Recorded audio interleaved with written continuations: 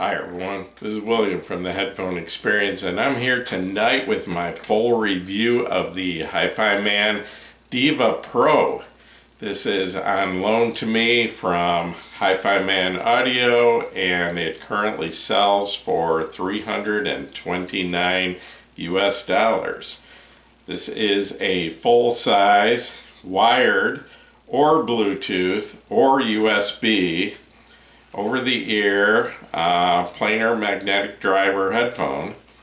And in case you're wondering, and I had to look this up, I didn't know myself, the difference between the Deva Pro and the normal Deva, the original Deva, besides from the black ear pads and headband, is that the Deva Pro has stealth magnets, and it also has two 3.5 millimeter connections, one at each ear cup, where the original Deva only has one on the left ear cup. In case you don't know, stealth magnets were originally designed for the $6,000 Hifiman Susvara, and they made their way down to this $329 headphone. The newest version of the Aria uses stealth magnets also, and basically what they are, if you look at the magnet from the end, it basically forms a half circle. One side is rounded, and the idea of that is allowing the sound waves to pass over it more smoothly and not cause distortion.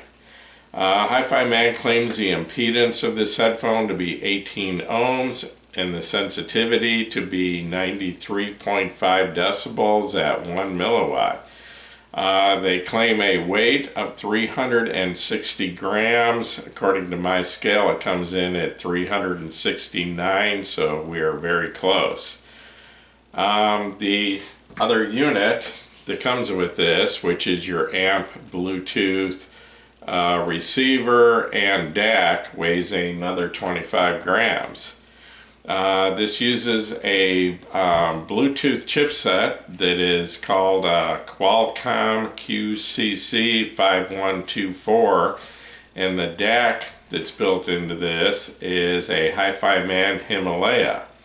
The signal to noise ratio, according to Hifiman, is 120 decibels from the DAC, and Bluetooth has a signal to noise ratio of 114 decibels. Hifiman claims a runtime of 8 hours. I haven't actually used it that long, so I don't know how long it will actually run. I'm assuming that the volume level will have an effect on that. I want to give you a closer look here at the Hifiman Deva Pro, and as you can see, the ear pads do have a little bit of taper on them, a little bit wider in the back. You've got your two 3.5 millimeter connections. Not only do the ear cups swivel this way, but they actually have a little bit of swivel in the headband here too. Unlike the Sundara, which had a different headband, and they're pretty stiff. They didn't have much movement this way. But they have click adjustments. They go from way out here to way in there. So I'm kind of in the middle. I think my head is basically average size, and right in the middle seems to be good for me. They are very light. They're very comfortable, and they seem to stay in place pretty well. I can move my head around and not worry about them falling off. I don't feel much clamping pressure, but I don't feel like they're going to fall off of me, so they are comfortable. Could wear these for a long time. Also wanted to show you the unit that comes with. This is a combination. This is your Bluetooth receiver. It has a built-in R2R DAC, and it also has a headphone amp built into this, and the amp seems to have quite a bit of power. These things will play very loud, far louder than I'd ever listen to them. I wanted to show you the cables, and first of all, this headphone comes with a cable to use it wired, so you can plug this into your amp directly. It has a 3.5 millimeter connection and comes with a 6.3 millimeter adapter. It's about, I'd say about 5 feet long, and has dual TRS connections at the headphone end. And that is what's unique about this compared to the original Deva, is it can be, you can use a dual cable and plug it into both ear cups. Okay, this also comes with a USB cable that is about 6 feet long. Has your full-size connection on the computer end, and then it's a USB-C at the headphone end, and that actually connects into this unit here. And what I didn't know when I did my first review, I described this as a cable for charging.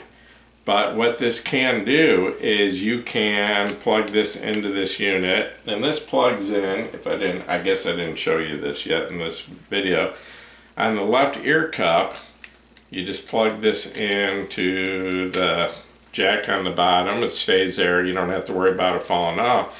And you can leave this plugged in, plug this into your computer or whatever you want to use with this. And you are basically using the amplifier and R2R DAC out of this unit instead of, you're sending a digital signal to it. And so instead of using an amp, you can do it this way, or instead of using a Bluetooth. So I did want to mention that this headphone is set up and you can use it either way. You can either use a dual cable with 3.5 millimeter TRS connections at each ear cup, or you can use a single cable. Okay, Hifiman, according to their website, says you can use a single cable with a TRRS balanced connection. Okay, I don't have a cable like that, and in fact I've never seen a cable like that. I have several balanced cables, but none of them only have one, are a single cable that only goes to one ear cup. They all have, 2 plugs. And I've been told that because of the way this is wired internally, you cannot use a dual balanced cable with this. So you don't want to use a cable that's balanced at your amp end and then come into, both sides and have separate grounds. I've heard that that doesn't work with this headphone and it could damage your amp. But according to the website, you can use a single balanced cable, like I said, TRRS, which is 4 segments. I don't have a cable like that. I do have 3 or 4 cables laying around that are a single end on each end, and it can be used, but this is only a TRS. You can see it only has 3 segments. Okay, this does work and it sounds fine, but what I did notice, compared to using a dual cable plugged into both ear cups, when using this, even though this is sending a stereo signal into the headphone, it seems to me, and I checked this several times, I went back and forth, that the soundstage becomes slightly narrower. The music doesn't really change that much. I'm still hearing sounds quite a bit out to each side, maybe like 6 inches out, but it seems like vocals, especially female vocals, go from kind of wrapped around my face to kind of narrowed down and in the center when I use just a TRS connection. So I'm not sure why that is. Because I've got other headphones, stereo headphones, that use one connection like this, and they seem to be fine. But I show you the Bluetooth unit here, you will notice, if you can see this, that this uses a 4-segment TRRS connection. So this is apparently putting a balanced signal into the one plug. So, using this cable with only 3 segments it's a stereo signal, but the grounds aren't separate, and that seems to make a difference, because like I said, with the single cable, the soundstage seems to narrow down a little bit, so I guess that's just the way this thing's wired. But anyway, I did go out, it doesn't come with it. Like I said, this comes with a USB cable that has a full-size connection at one end.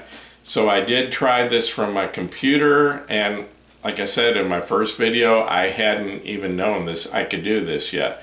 But I can run this direct from the computer. So I tried this, plugged it into my HP desktop computer, and then put the Bluetooth unit on the headphone and plug this directly into the DAC and listen to music directly through my computer, from the computer, sending a digital signal to the headphone. So it's processed by the R2R DAC in this unit here, and it uses the amplifier here, and it sounds really good. I mean, it has a very good DAC in it.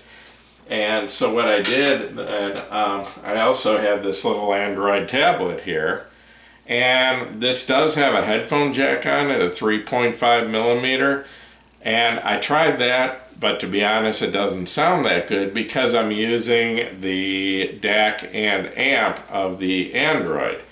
So what I did, this has a USB-C connection. I went to Walmart and for like 10 bucks picked up a USB-C to USB-C wire and plugged it directly into my Android here, and then plugged it into this unit once again on the headphone, and was able to listen to music from my Android in better quality than the Bluetooth. And I will get to that, I will talk about the Bluetooth in a minute, but plugging the Android directly into this with the USB cable gives it a really, really good sound.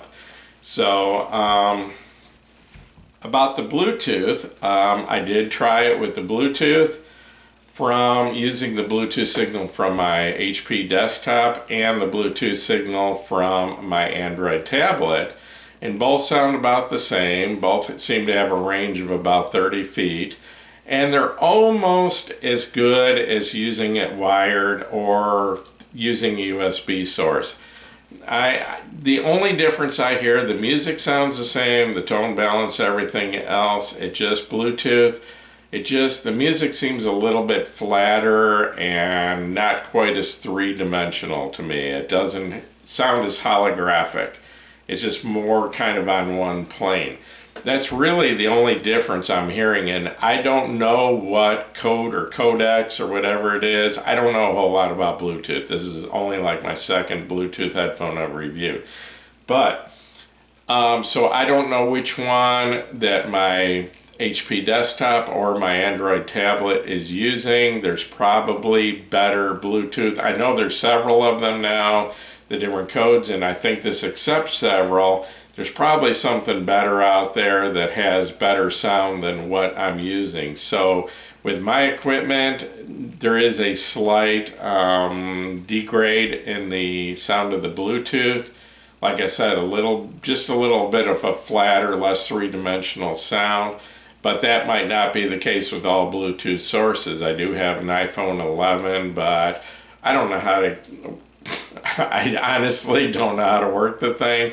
I'd never had a smartphone until like about 6 months ago, and didn't even have a cell phone for 7 years, and I got this iPhone 11 and I'm still trying to figure out how to work it. So if I ever do, maybe I'll do a little upgrade video. But anyway, so I also tried this headphone wired, and wired I used, tried 3 different amps. My budget amp, which is my desktop amp, which would be this one right here, that's the iFi Zen DAC, which is a combination DAC and amp. And then I also have the Burson Conductor Reference 3, or Burson Conductor 3 Reference, which is a combination amp and DAC. I have that in right now, and I also have my reference amp, which is the Audio GD Master 9.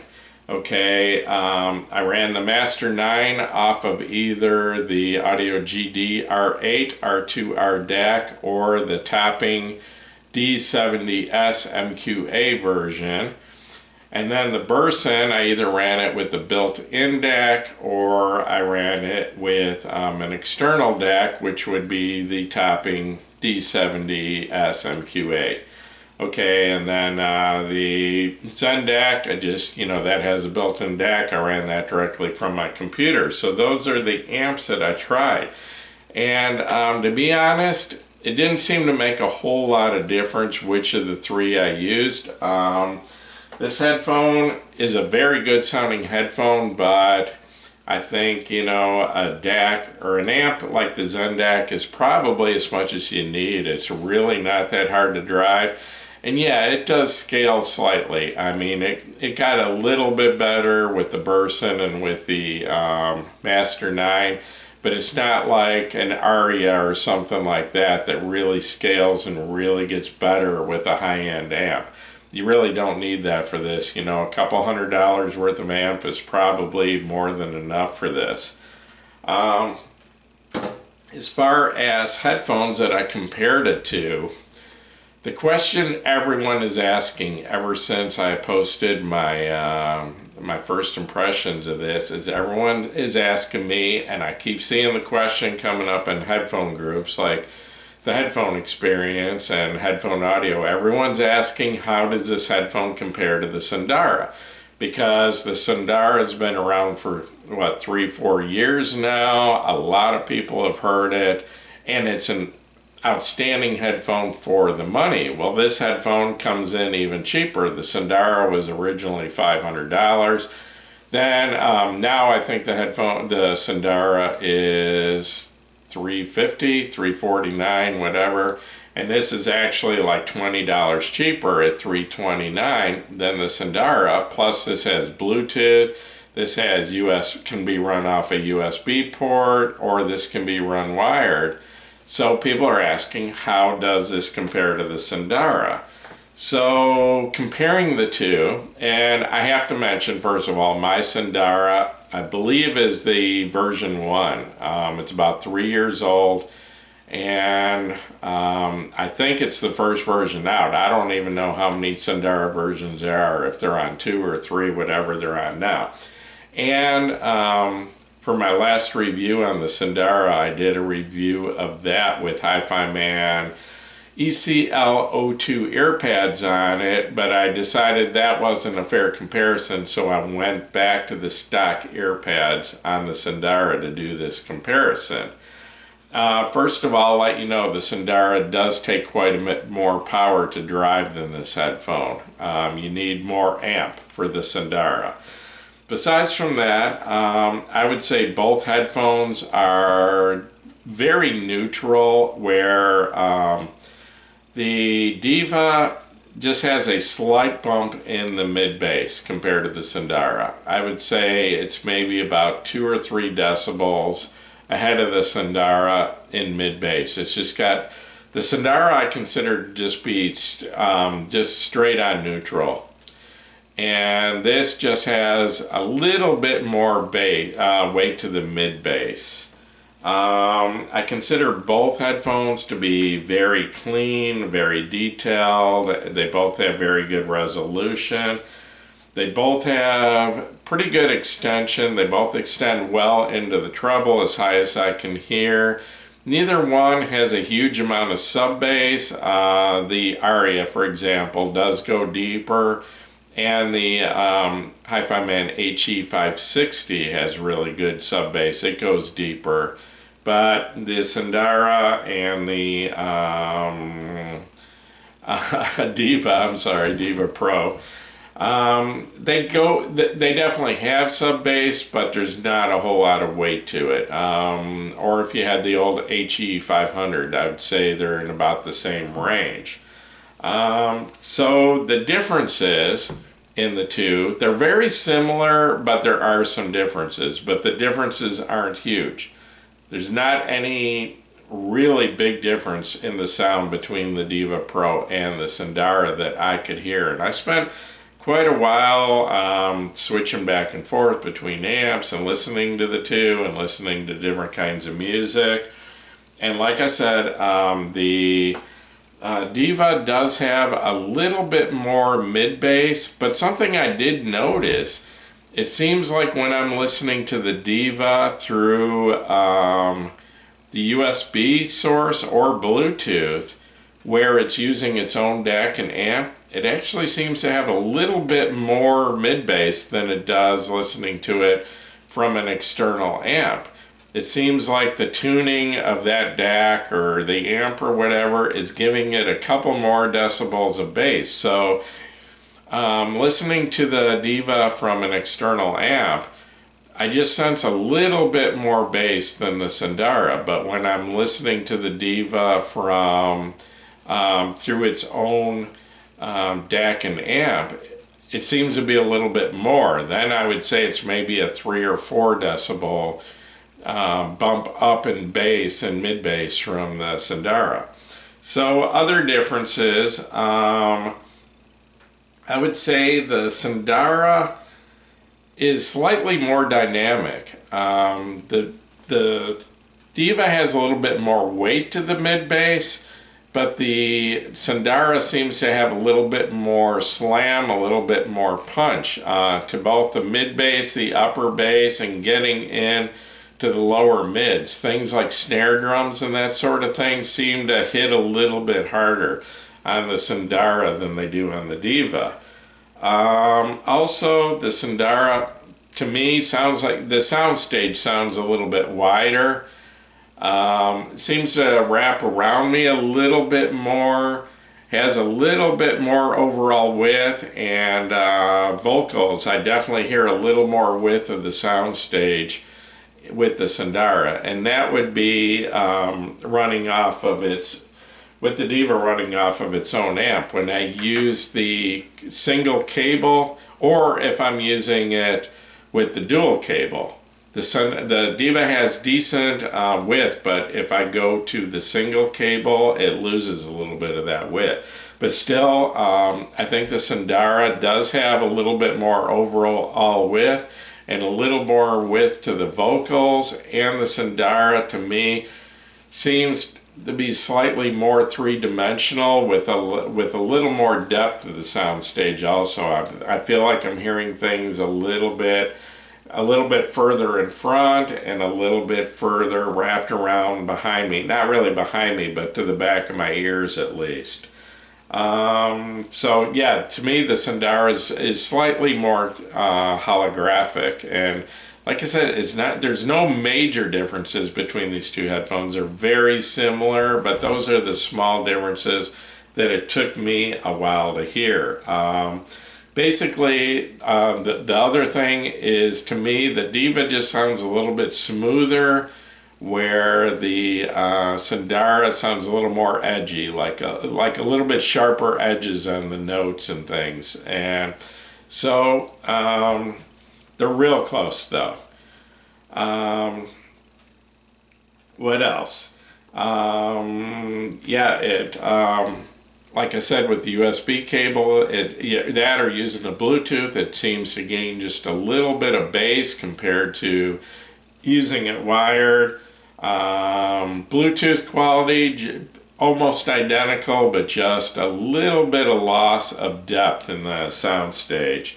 And so people want to know, what's my answer? Do I prefer this or the Sandara? Okay, if I was going to use both wired, I would say I personally give a slight edge to the Sandara because of the slightly wider, slightly deeper soundstage. And to be honest, I think the Sandara, I think the imaging is slightly more precise. The Sandara, I've always thought that about it, has very precise imaging. I can locate every instrument, where the Deva just seems to be a little bit more vague. It's not as pinpoint about the imaging. So using both wired, I would I personally give a slight edge to the Sandara. I think it's a little bit better sounding, excuse me, a little bit better sounding for what I like, but it's going to be subjective. I've heard quite a few people say that they actually prefer the sound of the Deva Pro over the Sandara, and I get that. I can understand that. It's got a little bit more weight to the mid bass, and it's just a little bit smoother, a little bit more relaxed sound. So I could see where some people might find the Sandara a little bit fatiguing, especially with time. The Sandara's got, I wouldn't call it harsh, but it's just very, very detailed and upfront in the upper mids and lower treble. And that can get a little bit fatiguing to some people. I'm older, and I'm guessing that, you know, the higher range of my hearing, the upper frequencies, that they've rolled off a little bit for me. So I actually prefer headphones that are a little bit on the bright side, which a lot of people describe all Hi-Fi Man headphones as being a little bit bright. I actually, it's right where I like it. So as far as the treble's concerned, both of these are very similar, and I like them both. It's just that it's just that the Deva just seems to be a little bit smoother, where the Sandara just has a little more bite to it. So other than that, the Deva has a couple of huge advantages over the Sandara, and that is it can be used Bluetooth, or it can be used directly from a USB port using its own DAC and amp, and it happens to sound great. In fact, I almost think it sounds better using its own DAC and amp than it does using even a high-end external amp, and it's probably because of that slight boost in the bass. It just gives it a little bit more weight, a little more solid. Either way, you can't go wrong. I mean, it sounds great with an external amp too. So bottom line is the Deva is like $20 cheaper than the Sandara. It has Bluetooth. It can be used with USB directly from your computer, your tablet, whatever.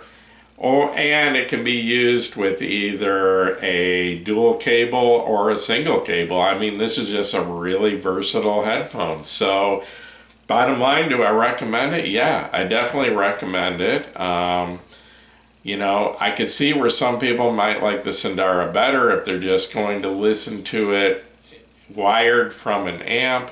I think the Sandara scales a little better. I think a higher end amp makes a little bit bigger improvement to the Sandara than it does to this headphone. I think it takes advantage of a higher end amp a little better than the Deva does. The Sandara can sound really good with a good amp. And that's where I notice a difference. Like if I'm hooked up to the Master 9 or the Burson, that's when the Sandara kind of walks away from the Deva a little bit for me, you know. But like I said, the Deva is incredibly versatile. You can use it in so many different ways, and I mean, it's just a really nice headphone. And this thing here, I mean, it weighs like 25 grams. That's like, what, less than 1 ounce. I don't even notice it hanging on there. Okay, but I just thought of this. I do have one issue with this headphone. I totally recommend it, but there's one thing I do not like, and that is you cannot control the volume from the headphone. It only has one button. You can turn it on and off. You know, you push it and it mates up or connects whatever to your Bluetooth source or whatever. But when you're using this Bluetooth or from the USB cable, you cannot control the volume from this unit. You have to control the volume with your source. So if I'm using Bluetooth and I'm in the other room or something, and all of a sudden it's just, you know, a little too loud, it's bothering me, whatever, I got to come back in here to my computer or to my tablet, you know, or if I'm using it wired, I've got to go into the tablet or the computer to adjust the volume. So that is my one complaint. It would be nice if you could adjust the volume from this unit. Other than that, it's a great headphone. I recommend it, and at the price $329, I really don't see how it could be beat. So anyway, gonna wrap this up now. Once again, this is William from the Headphone Experience. If this video has helped you, please give me a thumbs up. Please subscribe to my YouTube channel, and you are all welcome to join us at the Headphone Experience on Facebook. We are now up well over 14,000 members and continue to grow every day.